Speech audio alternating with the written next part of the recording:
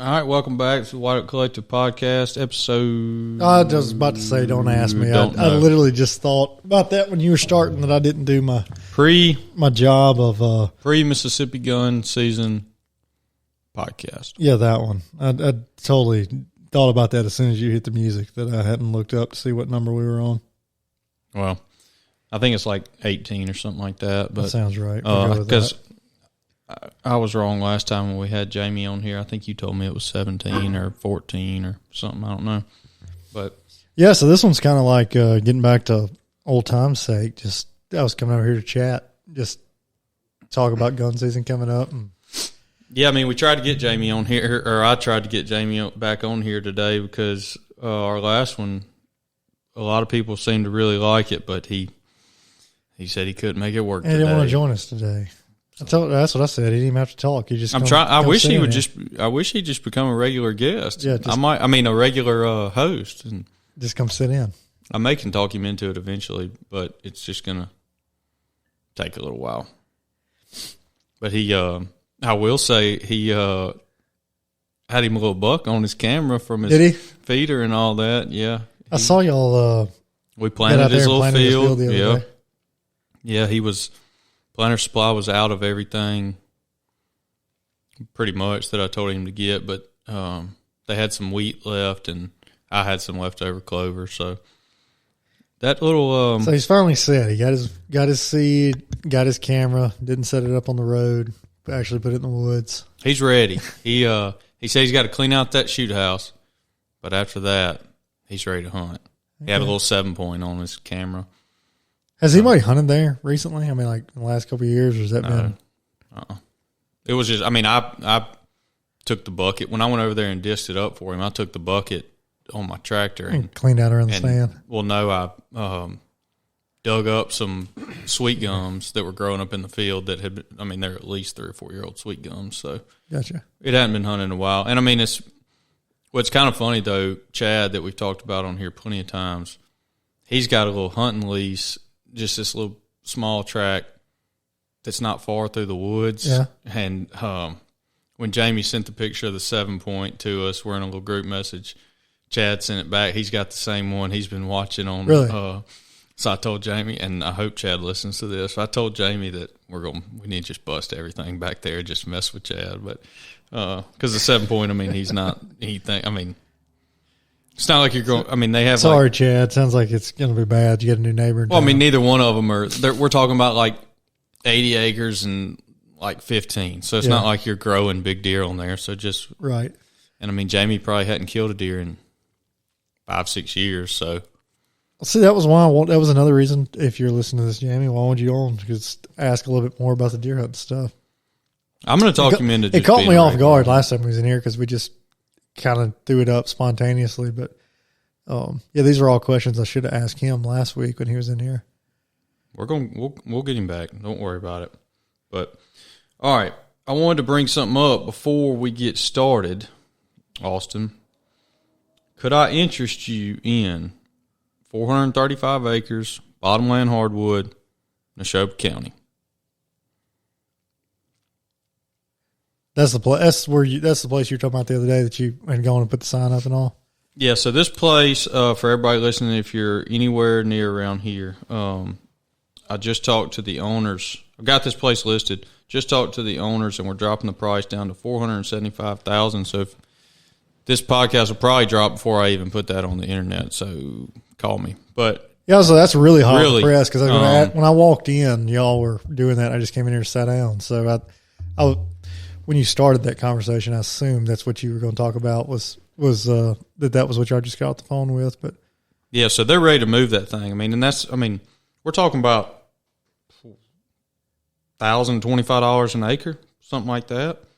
And it's got, I walked the whole place 2 weeks ago, and it's got some serious hardwood on it. I mean, it's got Bogachitta Creek running through it, so if you're around Neshoba County, that tells you right there that it's wet. But for times like right now where it's dry as all get out, there is some serious timber that if you wanted to go in there and cut it, you could. But also just looking at everything and when seeing the amount of acorns dropping and all that 2 weeks ago, I bet there's some serious deer. I know we don't have, I mean, that's that obviously, I was going to say, obviously, I would think there'd be plenty of deer on it, but not that we get like a lot of ducks there and all, but I would think there'd probably be, is there any like wood duck holes or anything like that on there? Yeah, I mean, and most of them right now are dry, which tells you that it does get dry enough to cut timber. But yeah, it's got all kind of little oxbows and sloughs and stuff off that creek.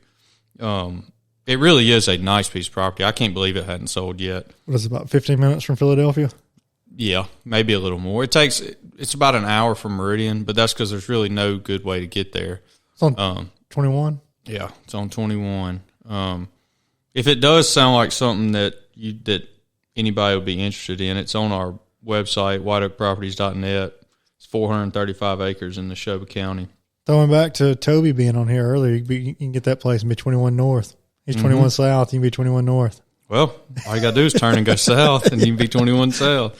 I think about him every time I go up there. Yeah. Speaking of him, I think about him anytime we're talking about like roads where they go through and all, and like that section of 21 South, I always forget that 21 runs down there. And then I think about Toby and I think about the name of his production company. So that's the thing that always reminds me that's 21 that runs through there. Yeah, well, shout out to, just since you brought him up, shout out to Toby. He's had a heck of a season so far. It looks like I watched the video of him killing a good deer in Oklahoma, and I think he's kind of rocking and rolling with that thing. So yeah, and that was another, I guess, shout out to a previous person that was on here when Cameron Weddington was on earlier. I saw that they are actually running a through their podcast, the Turkey Hunter podcast. They're doing a fundraiser right now that proceeds are going to WTF and Turkeys for Tomorrow. It's a hunt in Texas with him and Andy. They're raffling off a hunt with him and Andy in Texas in February this coming year. So that's a fundraiser out there. I know on his social, and I'm sure there's again, I probably should have looked that up before I started talking about it, but I did see it on his social. If anybody follows him, you can go out there and enter through like a link in his bio. Yeah, I've already started thinking about turkeys, but we ain't going to talk about turkeys today. We got together this weekend out at the camp house and sat around. We talked about deer hunting and stuff. That's what we were out there for. And then by the time the football games were over Saturday, we sat down and started watching turkey hunting. Yeah, I mean, it's... Well, I said that we were going back and forth between duck hunting videos and turkey hunting videos. Yeah, I don't even hardly duck hunt anymore, and I've been watching so many videos lately, duck hunting videos. It's got me wanting to go again this year, and we might actually have some ducks this year because we've got a pump, and people that if you don't have a pump, you're going to be dry this year. I was talking to somebody yesterday that they have no water on their place. So what's that, 2 weeks, 2.5 weeks away? Yeah, Mississippi? It's usually right following Thanksgiving, isn't it? Yep. But, well, no more free publicity to our previous interviewees, but for us, go subscribe to our YouTube. I said that last time, for the last podcast episode, we had well over 100 listens, and we only have like 20-something subscribers on there. So there's 80-something of y'all that have not gone and subscribed to the YouTube yet. You don't even have to watch anything or listen to anything on there. Just go subscribe. It helps us out. So I know there's 80 to 100 that need to go do that right now. So, are you going to blur me out whenever you start putting a camera on here? I don't know. I don't want anybody looking at me. Well, I feel I'm more of a face. I feel like I lied to people because it's been a month since I said I was getting video in here, and I get nervous every time I don't have it yet. I look around, make sure there's not a camera set up. I'll have it. It's going to be. I mean, if we're going to have it on YouTube, we might as well have camera on here where people can see what's going on. But we still got to get more stuff in here. I don't disagree with that because it looks pretty. Still looks pretty empty in here. So it seems like deer season's been going on forever. I don't feel like I've hardly been this year. I hadn't really hardly been this year, but rifle season's just now starting. So, I mean, for most people, this is kind of And even for us, traditionally, like this is kind of the kick off the deer seasons this weekend. Yeah, I mean, bow season, I go in and out. It seems like every couple of years I'm hell bent on bow hunting. I'm all bow hunting. It hasn't been the case this year. I've hunted 2 times. Yeah. But yeah, like historically, I mean, growing up and stuff, my dad didn't bow hunt. My brother didn't bow hunt. It's like this is mid-November deer camp is deer season. And yeah, that's Saturday. It opens. Well, that was the questions I had kind of for you for today. I was just curious, like, what do you rifle hunt with? What do you shoot? What, have you always shot something, the same thing? You switch it up every year? People get geeked out on deer guns. I'm not just crazy into them, but was just curious what kind of what you did. Well, I'm going to let you guess whether I am into hunting rifles or if I care about hunting rifles. I'm betting that you shoot a black synthetic stock 270. No, I do not. I'm anti-synthetic stock. I can see that. All right, so I don't care anything about hunting rifles. But you don't like to shoot? No, I don't. So I shot since I was. This gun's got a little backstory that since I wasn't there, I won't hardly be able to tell the story, but I'll try. So the gun I shot from the time I was 15 up until last year was a Woodstock Browning 270 semi-automatic, which I loved. So I had the 270 right. Yeah, 270 was right. So this thing, though, the unique thing about this gun is it had a super short barrel.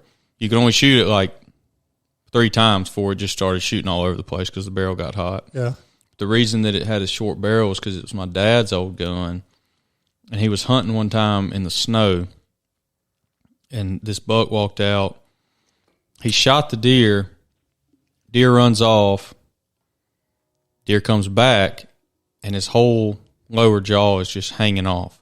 Yeah. And he's like, what in the world just happened? Well, he happens to glance when he's getting ready to take another shot at this deer, and the end of his barrel is just completely ballooned.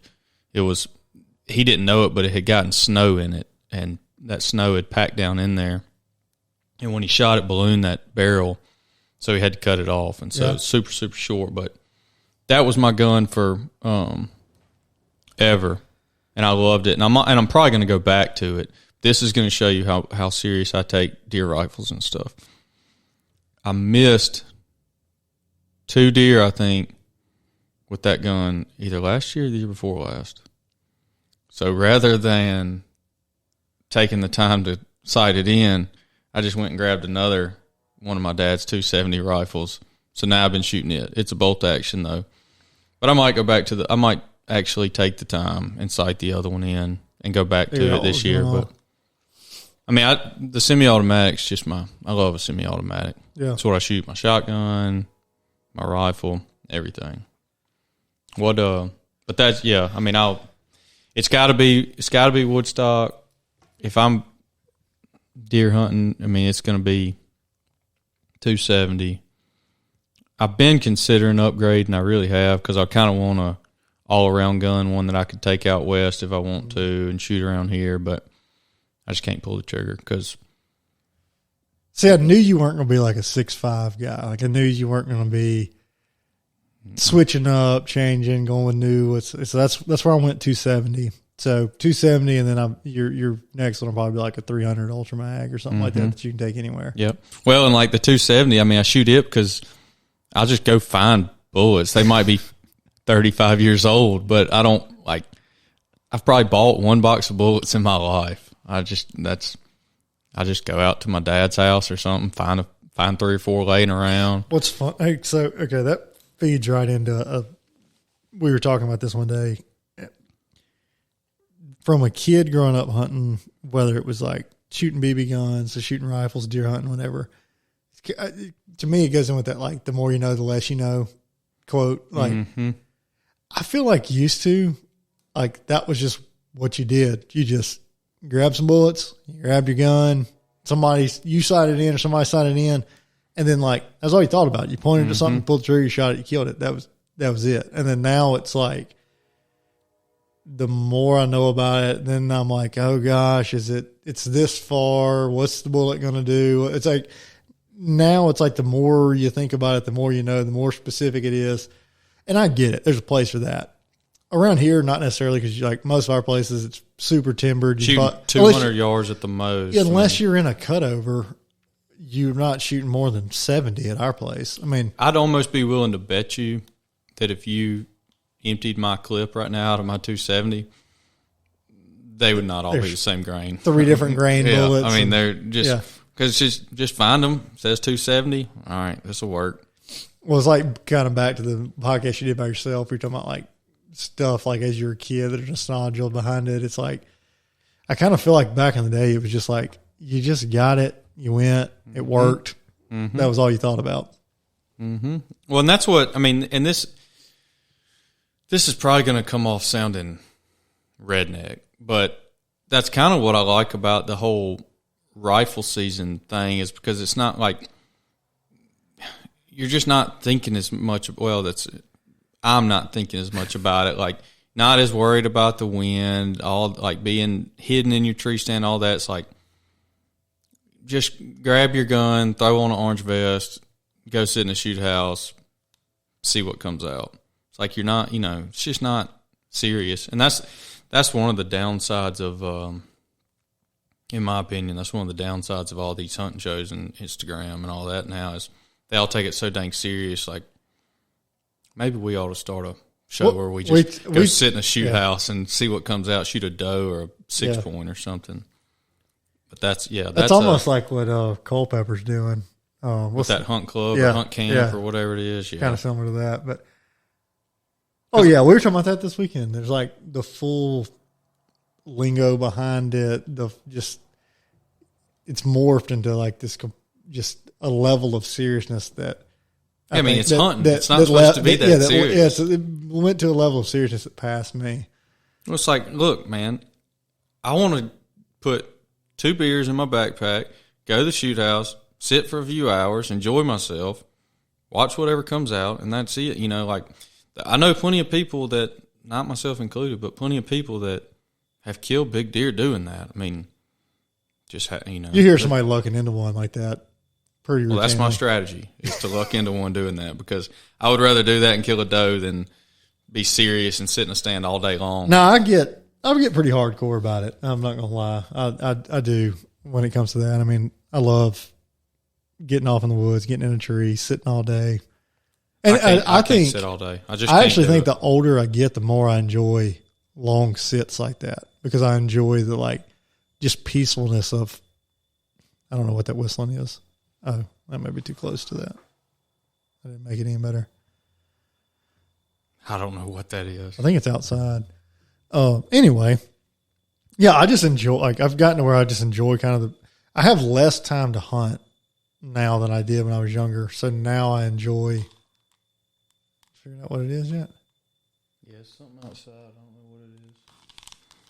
Oh, well, it might not even pick up on here. Yeah. Sorry. But anyway, so the less time I have to hunt, the more I enjoy those just good long sits. Yeah, I just don't, man. Which I do. I mean, I love hunting in the morning, and I can sit. See, for some reason, I can hunt for a long time in the morning, but like, I'm not going in there at noon to sit for the afternoon. Now, I can go in the morning and sit till noon, but not the other way around. I don't know why. I'm the opposite. I'd rather, if like, people are like, oh, got the feeder set at 5:00. I'm going at 4:30 and just going to sit for an hour and a half. To me, I can't get into it that way. It's also like hunting on a box stand. I feel like if I'm sitting in a box stand, like, I have no clue what's going on. I can't hear anything. I don't feel like I can see anything. Like, and there's downsides to that. I mean, yeah, you're not like, but I mean, that's what I've got turkey hunting for. Like at our place, there's a couple scenarios where there'll be a ladder stand sitting right next to a box stand, because we'll bow hunt out of the ladder stand and we have the box stand for whoever wants to sit in it during rifle season. If I go there, I'm going to sit in the ladder stand just because I'd rather like hear what's going on outside. I don't know. I feel like my hearing's bad. So when I get in a box stand, like I just feel disconnected. Yeah. Well, and it's probably just, I mean, actually it's no probably to it. I know it's the fact that I just don't take deer hunting that serious. I mean, if I lived somewhere where there was big deer that I was killing every year, I may take it more serious. But like, I mean, don't get me wrong. There's times when I love to just go sit in the woods. But if I do that, I'm taking a 22 and I'm shooting squirrels. Yeah. I mean, I'm just not going to sit out there for a long time to hunt a deer. But I don't want that to come across as I don't care about deer hunting. I was thinking about that. Well, it's like as I was trying to portray on that podcast I did by myself about hunting camp is I'll be the first one to say, like, I don't care that much about the actual hunting of the deer, but everything else that goes along with it. That's what your wife was saying when we started this. We were talking, like we were coming out of deer season, talking about going into turkey season, and everything was like anti-deer for the first 2 weeks. Golly, that ringing's about to drive me absolutely crazy. But yeah,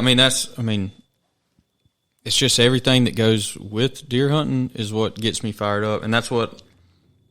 I mean, going back to it, that's what this coming weekend's got me fired up for is. You like the social aspect of it. Yep. I don't disagree with that. But I do get really excited about going and doing some long sits in the woods.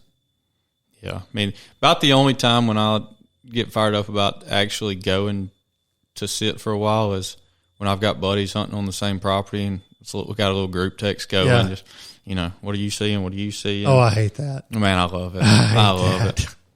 That's like, I mean, but I guess I'm not good at sitting still being quiet. Oh, I can sit there and not move anything, but I just get there, get tucked in. That's why I get so upset about the group text message is like when I sit there and then I feel it vibrate or something in my pocket. I'm like, I got to dig this phone back out. Yeah. I mean, I catch myself just staring at my phone probably. Or you'll deer that have walked straight through without me seeing them. Yeah. It's like you seen anything, I'll dig the phone out. Yes, no, however many, whatever. Put it back in my pocket, and it vibrates again, and I pull it out, and it says K. One doe. One doe or two does. Yeah. But mama and a baby. Mm-hmm. That's what I like, man. I don't know. It's just. That's funny. I don't know. I just like that. Like, yeah, we're going to talk about what we're seeing the whole time. Then when we get back to the camp, we're going to go back over what all we saw. And I don't know, man. I might go stay out there at my little. I started switching it from calling it a camp to a shack today because when I was out there looking, I was like, man, today's the day. Yeah, but I might go stay out there this weekend just to do it, just one night. Yeah. There's no running water, but I got a bed that I got to put together. I was going to ask if you had a bed or anything there yet. I got a bunk bed that I unloaded out there this morning.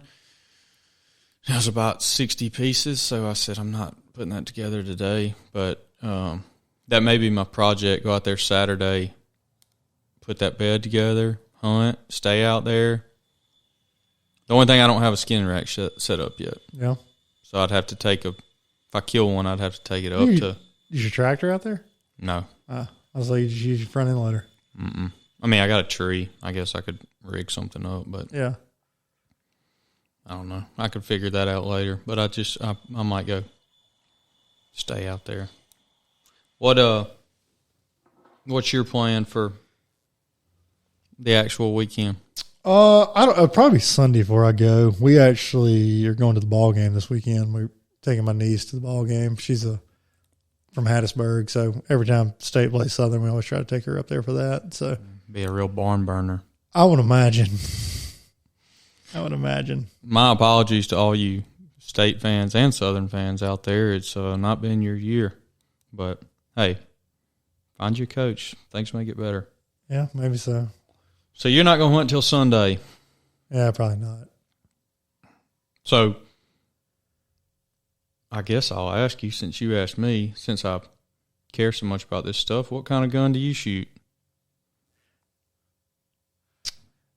I almost feel offended by the way you went into the follow-up question. Well, because you don't care. I don't care. I'll ask you though, because you might care. Yeah, I don't, not that much. Playing off your off your stories, similar thing. I started with I feel like I kind of started backwards. My granddaddy gave me a 30-06 to start off with. It's a Remington Woodmaster, so it's semi-automatic wood stock, sweet gun. He had one. He gave my dad one. Then he bought another one. I think he killed like 100 deer with it or something, and then gave it to me after that. So, that's, I guess, the backstory of that gun. But I don't know. Probably I think I started with it when I was 7, and then ended up switching to 7mm 08. That's what I shot for the longest time. And I guess that was kind of my comments or why I was thinking about this. I don't know if anybody else had ran into that, and this is why I was wanting to talk about. I was just kind of curious if anybody else had ran into this or not. But I used to shoot Remington core lock bullets in it, so just like a lead nose soft point, no problem whatsoever with it. And then one year for Christmas, Dad bought this. That was, I don't know, I'm gonna say I was in high school by that point. No, I was in college by the point. All through high school, junior high and high school, I shot that 7mm 08. And then, like, in college, Dad gave me some ballistic tips. I started shooting those. I lost $4 shooting those ballistic tips. It hit them.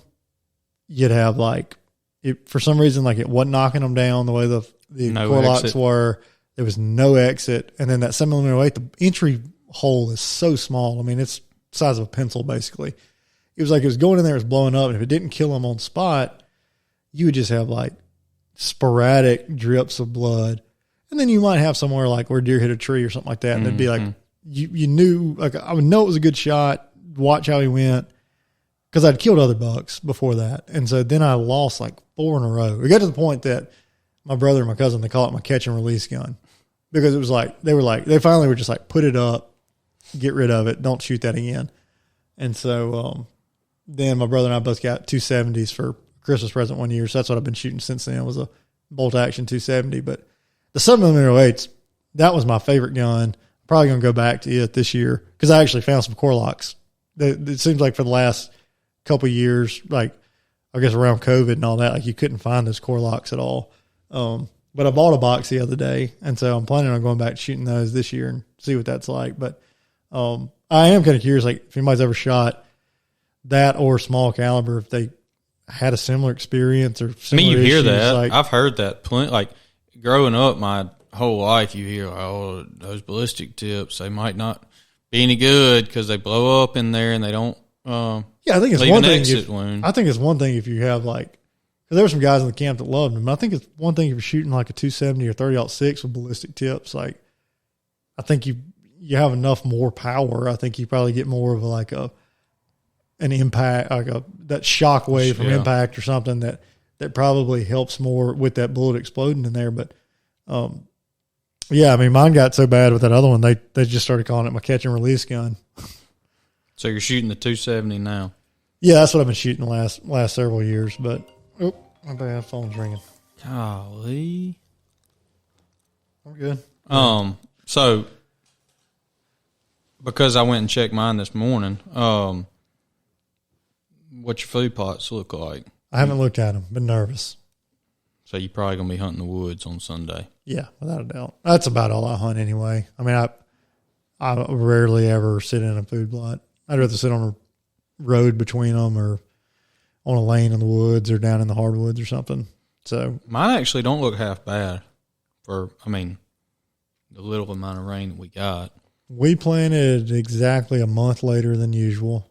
And then I think we got like a misting of rain following the weekend I seeded. And then we've had one rain since then, which was 2 weeks after that mist. So I'm a little bit I hadn't gone to look. I'm nervous. I don't want to go see just what it looks like. I feel like the turkeys tore up all the seed. Well, I know mine ate a lot, but mine actually, I mean, they didn't look that bad. I had like 20 pounds of clover in my truck that I top seeded with today just because I was out there, because we're supposed to get a little rain tonight. But as far as the amount of rain we've gotten, I'm happy with my food plots. That's what I'll be doing this weekend, is sitting on one of them. So I did almost ride out and look at them Sunday, but it was like 2 o'clock or so Sunday afternoon. I really didn't want to be riding in on the place and that. But I try to make that's a habit I always try to do is like middle of the day. If it's after lunch, I try not to go in anywhere. Yeah, that's why I went this morning. I mean, I went a little early for what I would have liked to do, but I mean, I had to.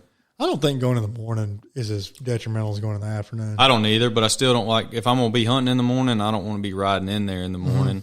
But I mean, it's Tuesday. I wanted to, well, number one, I had to get those shoot houses put out. Yeah. Because I had all them stacked up, and that was a pain in the ass doing by myself. But you did that this morning? Yeah.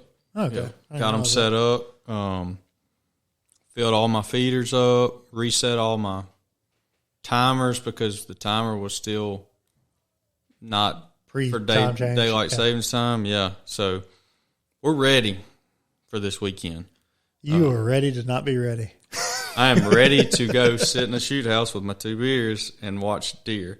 I'm just fired up. This will be the first Saturday. Will be the first deer hunt on my new place. I was gonna say it'll be. So I just want to see deer. I just want to see deer or shooting doe or something. You'll be fired up killing your first deer out there in your own place. Well, and I know this probably won't go well, but I'm going to try to take Jennings one of the times, one afternoon, either Saturday or Sunday, just to let her watch deer for a little bit. Yeah. That's our favorite thing to watch right now on TV is deer hunting shows. And I told her yesterday morning, I asked her if she wanted to go deer hunting this weekend. Obviously, she doesn't really know what the weekend is. Yeah. So then when her mom got her and was like, hey, it's time to go to daycare. We got to go. She started crying, deer hunting, deer hunting. Like, all right, we're going to go try this weekend. But, I mean, it may last 30 minutes. Yeah. But it'll be. Virginia loves looking at pictures. Every time I get a new batch of pictures, she loves sitting there looking at them. She always wants to see the deer. Yeah, I mean, if we could get in there, I don't know, a little late, but not. I was gonna say late. that. Like now, that's the scenario where you do slide in there at 4:30 or right at 5 o'clock or something. If you got somewhere you can slip into, not be seen going in there, give it 30 minutes, you'll be good. Yeah, the one good thing about my place is I can get in almost every shoot house without being seen from the field. So, and when I say I put them out, like I went and set them where I can get by. I didn't put them up in the air or anything, but I need to come out there and see it now that you got it all set up. Last time I was out there, we were looking at that timber, and I donated a pair of sunglasses out there. I'm still waiting on them to move in. They were supposed to move in last week, the loggers. Yeah. So they'll probably, it'll probably be Friday. I'll be going out there to hunt, and there'll be loggers rolling in and out of there. But I've noticed over the years that doesn't really seem to affect the deer that bad. No, every time they've cut out there at our place, the guys always talk about how many deer. Like there's one year they were in there cutting right during the middle of the rut, and they were like, "Man, it's crazy how many deer we see in here. How many bucks are chasing does behind us through the skidder trails." Yep. I tell you, this is so off topic, but I thought about it this morning because it's getting cooler, and I saw a bunch of fresh sign, but I'm ready to do some beaver trapping out there, and we're gonna have to do a podcast on beaver trapping soon. Yeah. Okay. Because I don't know if we talked about it when we were talking about our coon trapping at one of our first episodes, but I almost like beaver trapping more than I like coon trapping. I haven't done that in years. I remember. That's probably some of my earlier outdoor memories. Is my pawpaw had a couple different places that were just torn up with beavers bad, and I'd go out there with him and watch him. It'd just be in his way. Mm-hmm. Go out there and watch him set traps and ride around with him. My mom always hated it because during the week when I'd be at school, I'd go with him on the weekends, have him set stuff and all, and then he'd go in the morning before work or something and check his traps. Well, if he caught something, he'd cut the tail off or bring some beaver sticks or something like that, some chewed up sticks, and leave them on our back porch. So whenever I'd wake up to go to school, we'd open the door to go to school, and there'd be 3 beaver tails laying on the back porch. Man, that stuff's fun. I don't know. I mean, out there, they're actually kind of a problem. There's one spot where I just need to get rid of them, but a lot of times there won't even be an issue. I just like going to catch 1 or 2, and I mean, after I prove that they taste good, I got to go get one or two every year. I forgot you cooked one last year. Yes, they're good. I cooked two. Cooked two last year. The first one was the best, but they're very good to eat. I'd put them up there, maybe better than deer. Let's try that. It's good. Test that out. It's good. It really is. All right. Well, that's all I got on deer season opening weekend, unless you got something else. If you title this thing like something about being fired up for opening weekend, people are going to be really bummed out. I think once they get into the meat of it, I think you have to go with a different name. I'll say, I don't know. I don't know what I'll name it. Something. I always laugh when I see the names because I never know what you're going to come up with. Got to make folks listen. Yeah. So what do you think? What you got? No, I'm good. That's it. I'm hopefully get to go a little bit this weekend, but it'll probably be we played 11, so we'll be Saturday. Probably won't go at all, but yeah, Sunday, maybe Sunday afternoon. Actually, look at getting in the woods. So, I just thought about this when I was looking over there. But if you're in Mississippi and you're listening, and you go hunting this weekend, and you put it on Instagram, tag White Oak Properties, and I'll pick somebody and send you a hat. I got some good new camouflage ones in. So if you kill something this weekend and put it on social media, tag White Oak Properties, and I'll pick somebody. But other than that, don't forget to go subscribe to YouTube, and we will see y'all in 2 weeks.